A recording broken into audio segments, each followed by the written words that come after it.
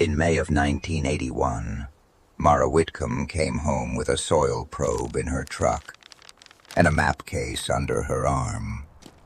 Her father thought she'd come back to help with the apples. She had not. She had come back for the 27 acres he hated most. On the tax map, it was parcel 14B. Around the farm, it had another name, the Shale Bank. It climbed behind the barns in a crooked gray sweep of stone, sumac, and thorn.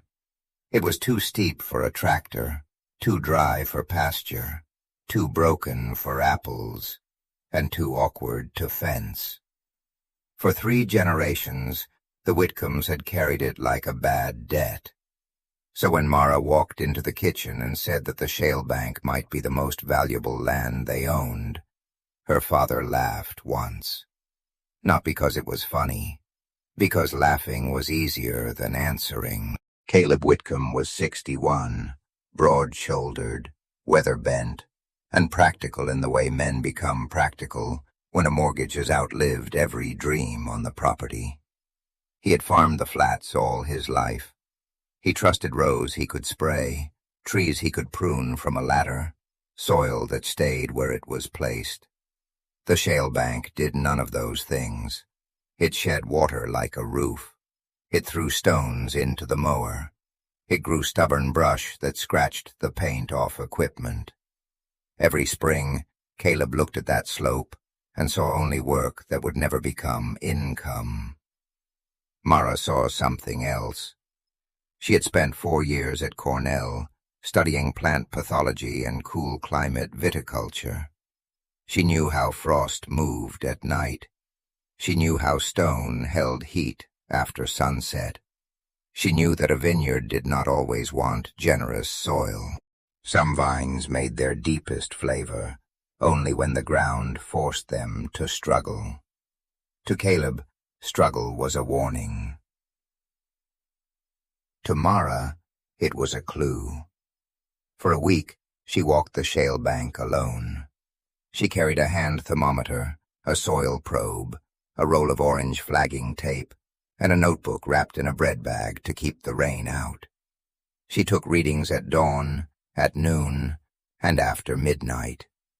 At the bottom, cold air pooled in the grass like invisible water. At the middle, the temperature rose. Near the upper shelf, when the valley floor dropped toward freezing, the air stayed nearly 5 degrees warmer.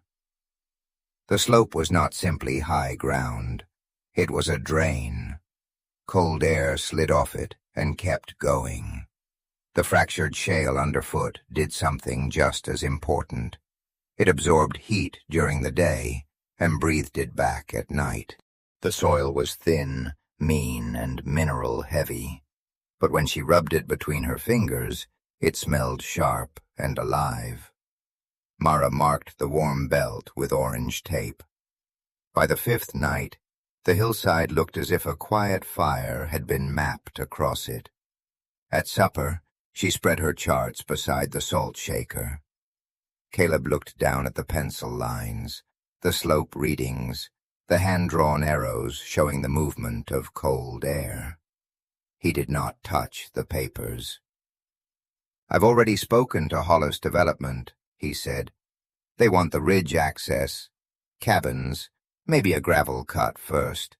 It would clear the bank loan." Mara felt the room narrow. "You can't sell it." "I can sell waste ground." "It is not waste ground.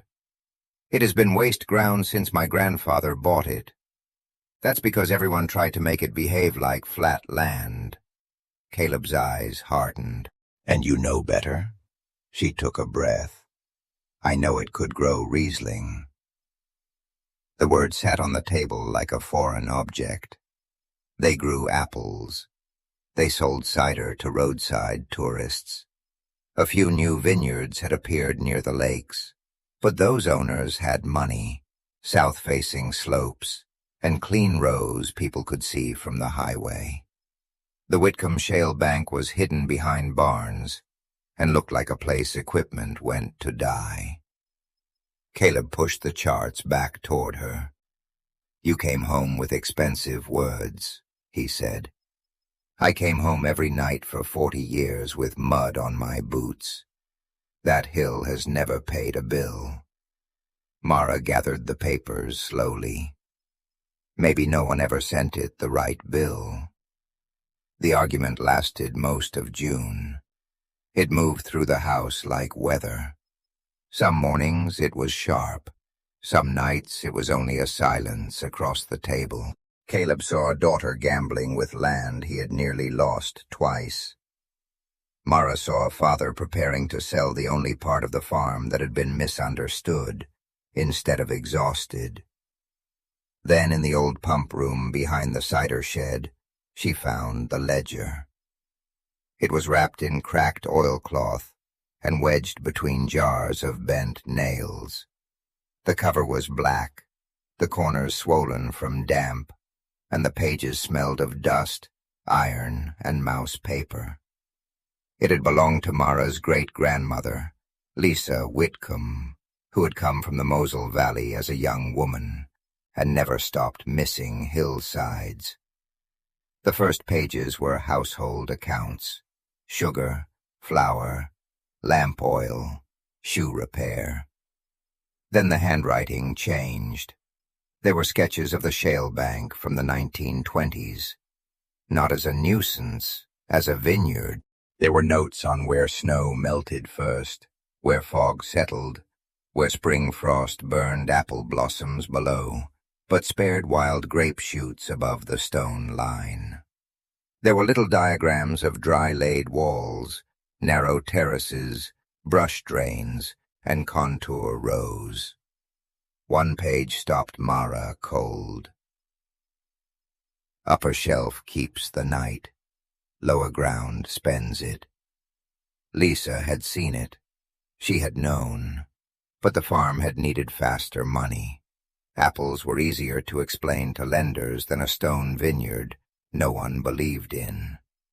The knowledge had been wrapped away, not because it was false, but because no one had been patient enough to spend it. Mara brought the ledger to the kitchen.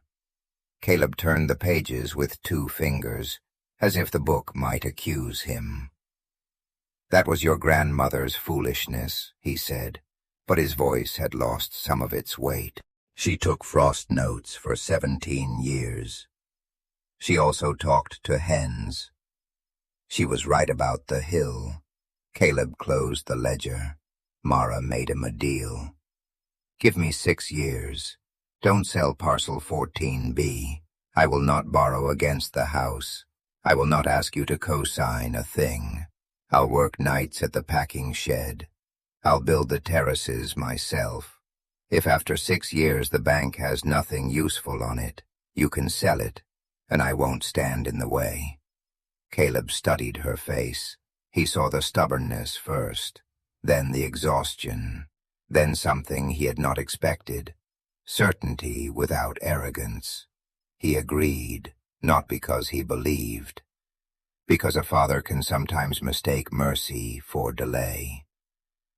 The first summer, Mara did not plant a single vine. She cut sumac, she pulled thorn, she dragged rotted fence wire from the brush, and found old stone piles buried under moss. She learned quickly that the hillside did not surrender. It negotiated.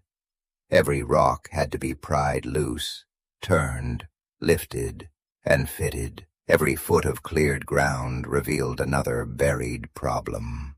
Trucks slowed on the county road below. People watched her move stones by hand and made the same face farmers make when they see work with no obvious market. Everett Harlow watched too. Harlow owned the bright new winery 3 miles south, all glass, stainless steel, and polished tasting rooms. His vines grew on the valley floor in straight, generous blocks. He had consultants from California, a French oak barrel program, and advertisements in regional magazines. One August afternoon, he stopped near the lower gate in a white Mercedes. while Mara was levering a slab of shale into the first retaining wall. He did not speak to her directly. He spoke to the man in the passenger seat, loud enough for the sound to climb.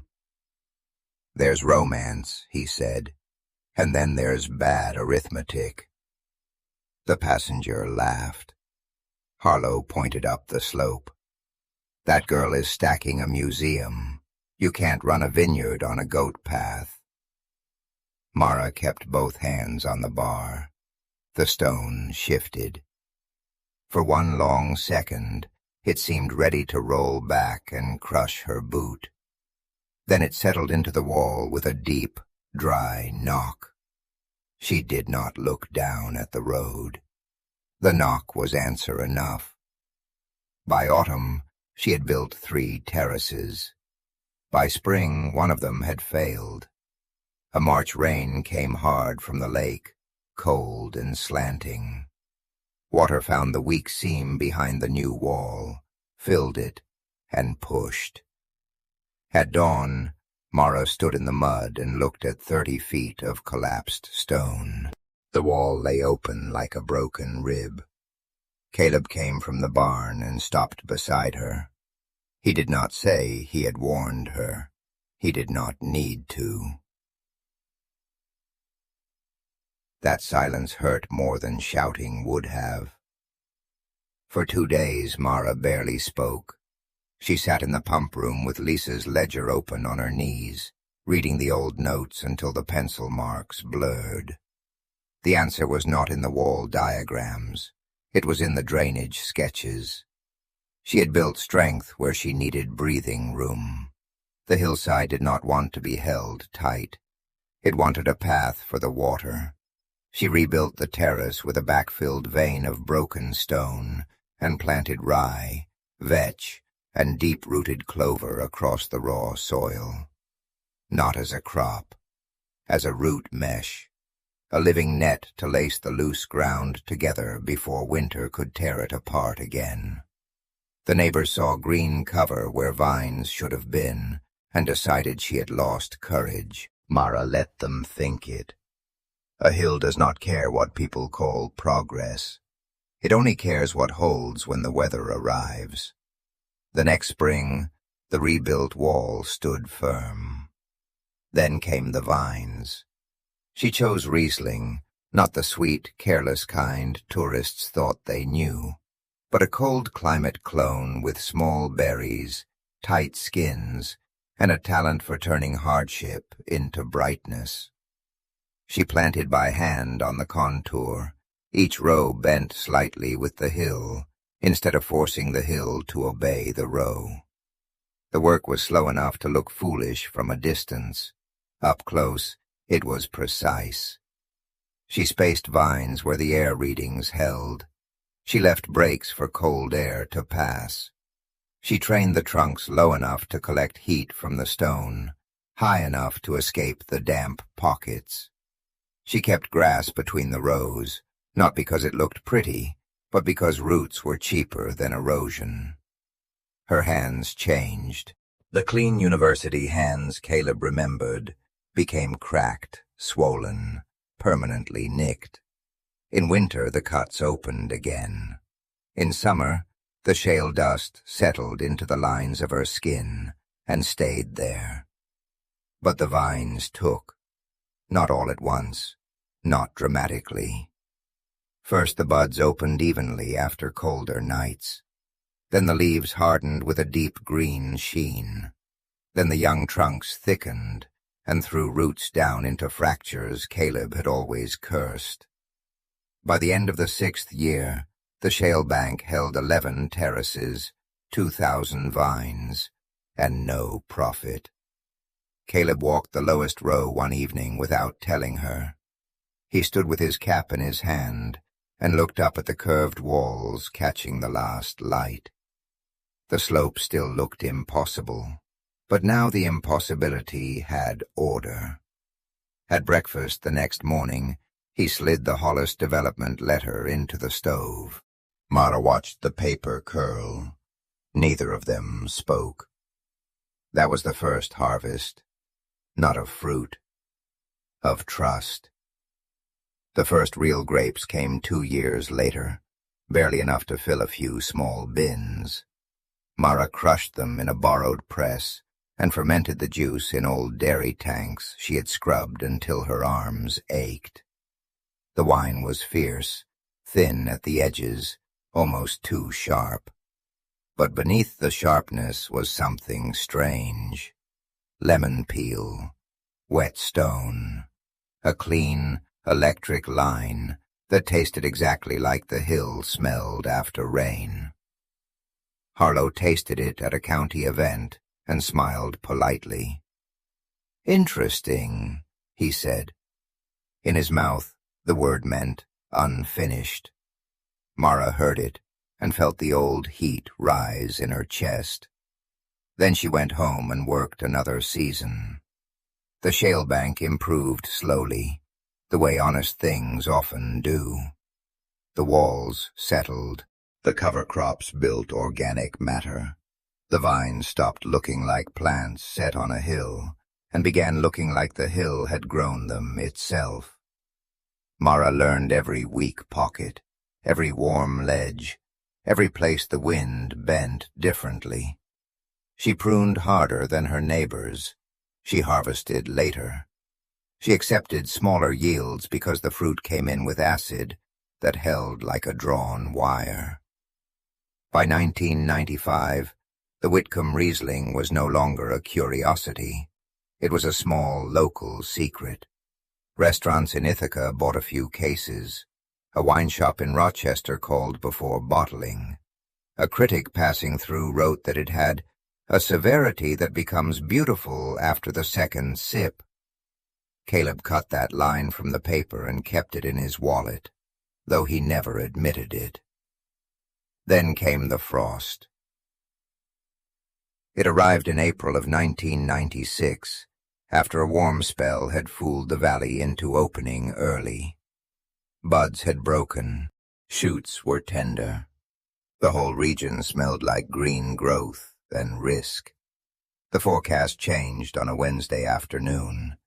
Arctic air, clear night, no cloud cover, no wind by dawn. A killing frost. In wine country, frost is not loud. It does not arrive like hail. It does not tear leaves from branches or flood fields in daylight. It simply lowers the temperature until the soft new cells inside a vine freeze, swell, and burst. By morning, a year's income can hang black from the wire. That night, the valley below the shale bank became a panic of engines and fire. Wind machines coughed awake, their blades chopping the dark. Smudge pots burned in trembling rows. Men drove between blocks with radios turned up and faces pale in dashboard light. Harlow's vineyard glowed under the smoke like a battlefield. Mara stood on her upper terrace with a flashlight and a thermometer. She had no wind machine. She had no oil pots. She had the hill. At 1:20 in the morning, the valley floor hit 27 degrees. At 2:40, it hit 25. Mara's lower terrace dipped to 31 and held. The middle rows stayed at 32. The upper shelf, marked all those years ago with orange tape, never fell below 33. She could feel the cold moving, not toward her, but past her.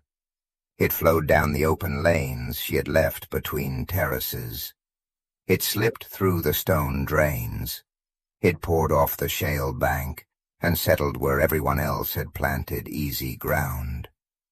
For the first time in 15 years, Mara understood the full bargain. The hill had not been generous. It had been exact. At sunrise, the valley turned black. Harlow's shoots drooped in long, wet strings. The leaves on the flatland vines looked boiled. Growers walked their rows without speaking. Some cut into buds with pocket knives and found only brown. Mara climbed the shale bank, expecting damage. She found dew. Dew on green shoots, dew on tight living leaves, dew bright along the wires, as if the frost had passed close enough to threaten and not close enough to collect. Her vineyard had survived, not by luck, by design. The harvest that year was small for the region, because there was almost no region left to harvest.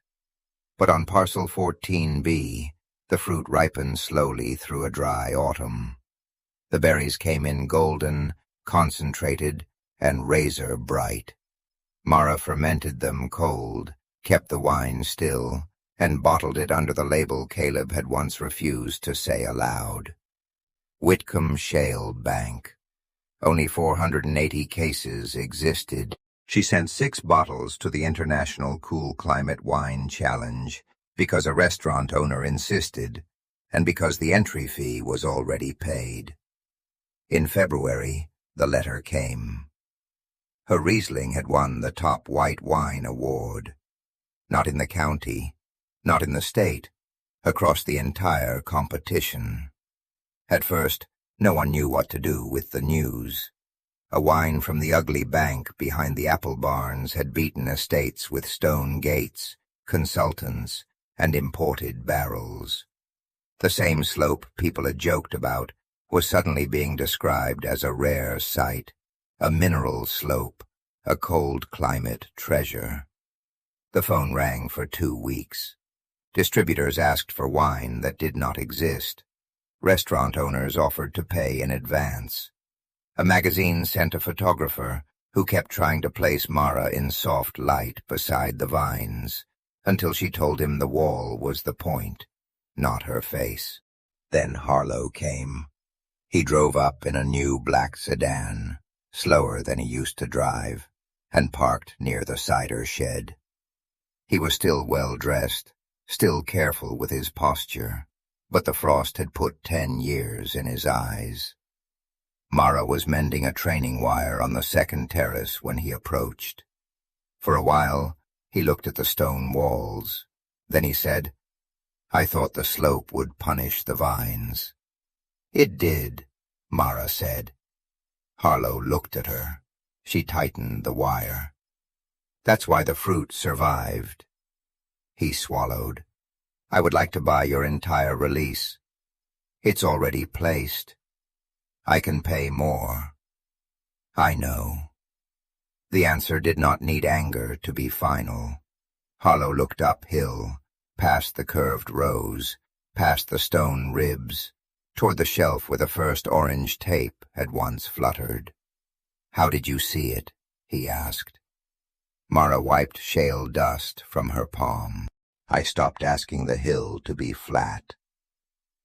For the first time, Everett Harlow had no polished reply. He removed his glove and held out his hand. "I misread you," he said, "and I misread this place." Mara shook his hand. It was not victory, exactly. Victory would have been too loud for a hill that had taught her patience. It was more like a balance being corrected.